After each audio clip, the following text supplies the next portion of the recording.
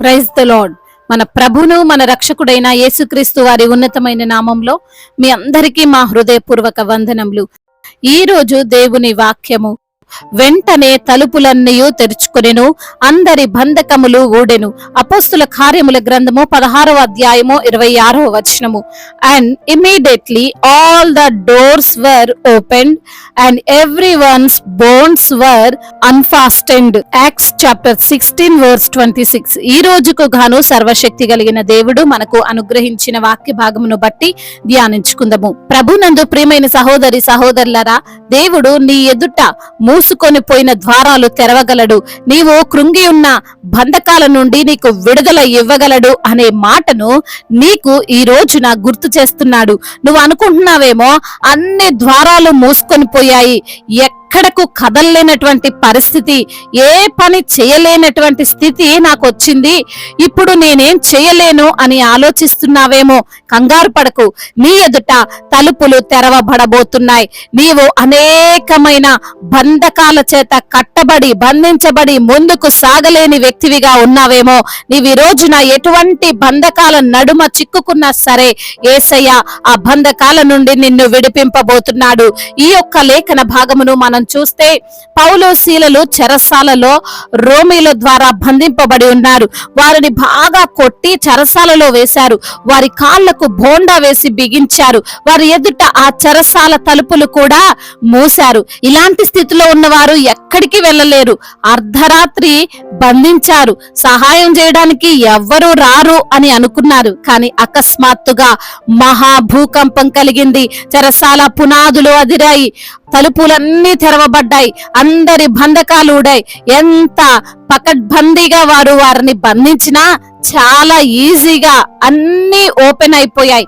ఈ రోజున నీ శత్రువు నిన్ను ఇరుకులో పెట్టాడేమో, నిన్ను ఒక ప్లాన్ ప్రకారం ఉచ్చులోకి లాగాడేమో, ఎవరు సహాయం చేయని విధంగా, ఎవరు గుర్తించని విధంగా నిన్ను అనేక రకాల సమస్యలతో చిక్కుల్లో పెట్టాడేమో, నీవు తప్పించుకోలేవనే కాన్ఫిడెంట్ గా ఉన్నాడేమో. అయితే దేవుడు ఆ కాన్ఫిడెంట్ ని ఒక్క నిమిషంలో పోగొడతాడు. నిన్ను ప్లాన్ ప్రకారం బంధించిన, ఇరికించిన, ఏం చేసినా సరే యేసయ్య నిన్ను వాటి నుండి సెకండ్ లో విడిపించగలడు. నీ శత్రువుల ప్రణాళికలన్నీ దేవుడు తుడిచివేయగలడు. ఆలోచించండి, పౌలును శీలను తీసుకొని వచ్చి వారిని కొట్టి వారికి బోండలు బిగించి వారిని చెరసాలలో వేసినంత టైం కూడా పట్టలేదు వారిని దేవుడు విడిపించడానికి.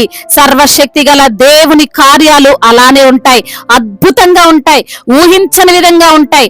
ఎన్నో రోజుల నుండి, ఎన్నో సంవత్సరాల నుండి నిన్ను బంధించిన ఆర్థిక సమస్యలు, నిన్ను పీడిస్తున్న సమస్యలు, నిన్ను కృంగదీస్తున్న అనారోగ్యము, వ్యాధి బాధలు అన్నిటి నుండి యేసయ్య విడిపిస్తాడు. ఒక్క క్షణంలోనే నీకు విడుదల ఇవ్వగలడు. వాక్యమును గమనిస్తే వెంటనే అనే మాట వ్రాయబడి ఉంది. వెంటనే జరుగుతుంది, ఆలస్యం అవ్వదు, లేట్ ఏమీ ఉండదు.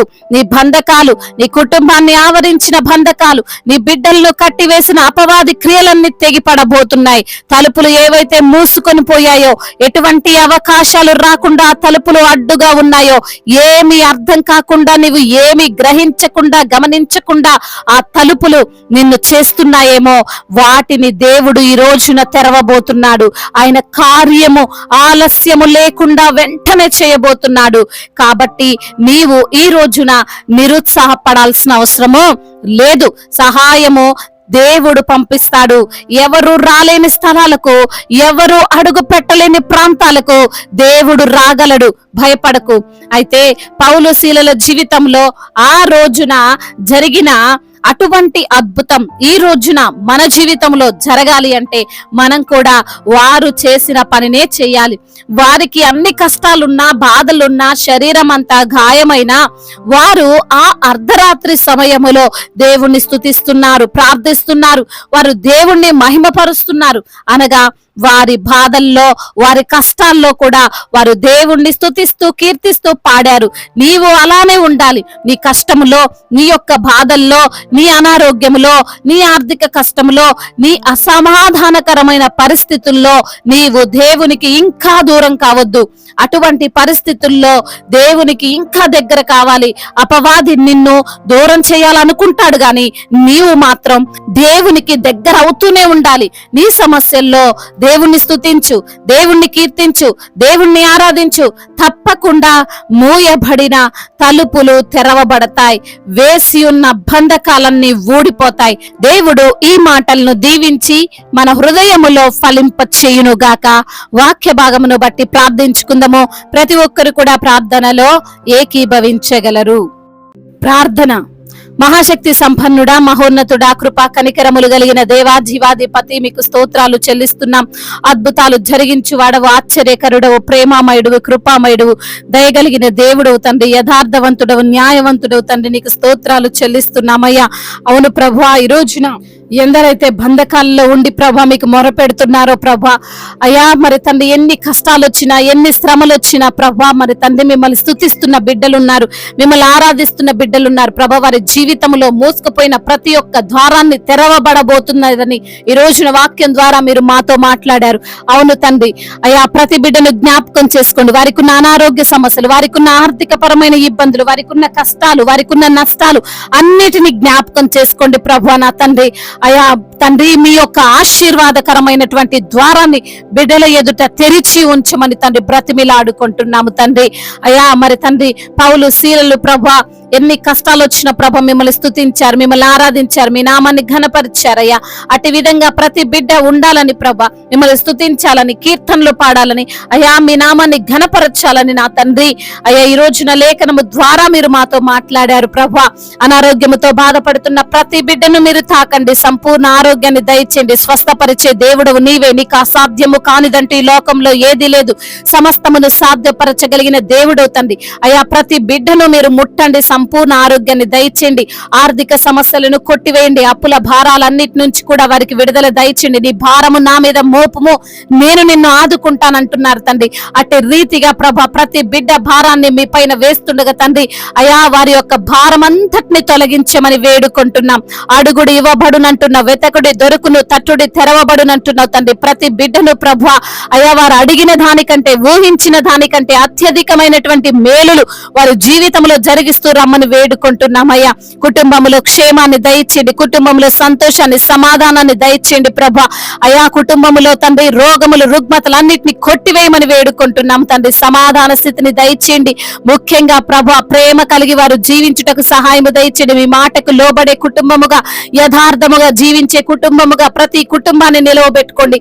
చిన్న బిడ్డలను దీవించండి, యవన బిడ్డలందరికీ మీరు తోడుగా ఉండండి. యవన వయస్సులో ప్రభ మీ కాడిని మోసే కృపను దయచేయండి అయ్యా. మీ యందు భయభక్తులు కలిగిన జీవితాన్ని వారికి ప్రసాదించండి. ఉద్యోగ ప్రయత్నాలను మీరు సఫలము చేయండి. ఇంటర్వ్యూలకు వెళ్తున్న బిడ్డలను మీరు జ్ఞాపకం చేసుకోండి. మీ జ్ఞానము చేత వారిని నింపండి నా ప్రభ. ఎందరైతే ప్రభ అయ్యా మరి తండ్రి రక్షణ లేక ఉన్నారో ప్రభ, వారిని మీరు జ్ఞాపకం చేసుకోండి. రక్షణ అయా వారికి దయచేయండి ప్రభ. మీ మాటకు లోబడే మనసును వారికి దయచేయండి నా తండ్రి. అయా మరి నా తండ్రి మీ సువార్తను నమ్మి మీరే నిజమైన దేవుడని వారు విశ్వసించి మీ నామాన్ని బట్టి ప్రార్థించేటువంటి మనసును వారికి దయచేయమని వేడుకుంటున్నామయ్యా.